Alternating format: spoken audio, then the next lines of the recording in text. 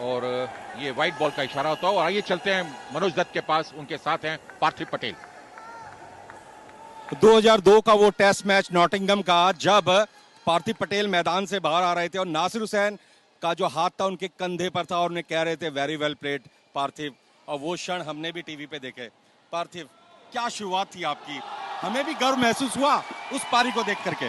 तो बिल्कुल एक ड्रीम होता है भारत के लिए खेलने का। अनफॉर्चुनेटली मेरे लिए अच्छा रहा कि 17 साल की उम्र में मुझे वो खेलने का मौका मिला। ऑब्वियसली जब पीछे मुड़ के इस चीज़ को देखते हैं तो बहुत प्राउड फील होता है, लेकिन बहुत सारी चीज़ें हम ये बात कर रहे थे ऑफ एयर कि वो डेस्टिनी एक बहुत बड़ा रोल प्ले करती है।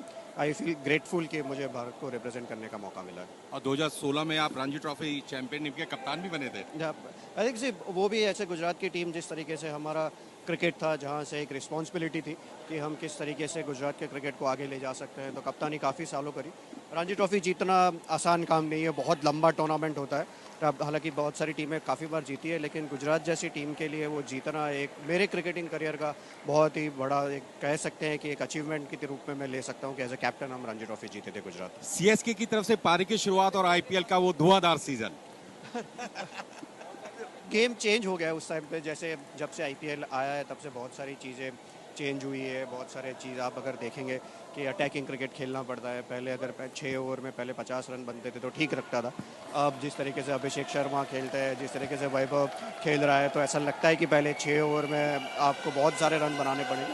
हालांकि दूसरी भी चीज़ है, जैसे शुभमन गिल और साई सुदर्शन खेलते हैं, तो अलग अलग तरीका है, लेकिन क्रिकेट इवॉल्व हुआ है बहुत। मैदान से कमेंट्री बॉक्स तक वो भी बहुत सुहाना सफर है आपका।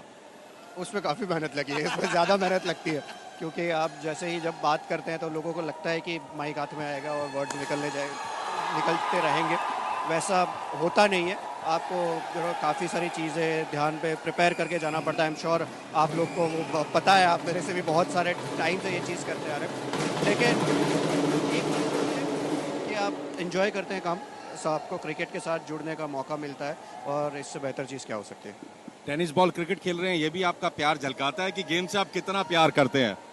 शुरुआत तो इसी से होती है, शुरुआत आप करते हैं वो टेनिस बॉल से ही आपकी शुरुआत होती है। फिर उसके बाद में फिर चीज़ें बदलती रहती है, जैसे जैसे आप ऊपर के लेवल पे जाते हो तो अलग अलग जगह पे खेलते हैं। लेकिन एक चीज़ वो है कि ऐसे ग्राउंड पे आके खेलने का मज़ा अलग आता है। मैं अमूमन सभी क्रिकेटर से पूछता हूँ, नेट का वो पहला दिन जब मम्मी या पापा आपको नेट्स पे लेके गए कोचिंग के लिए, क्या फीलिंग्स थी, क्या एक्सपेक्टेशंस थी?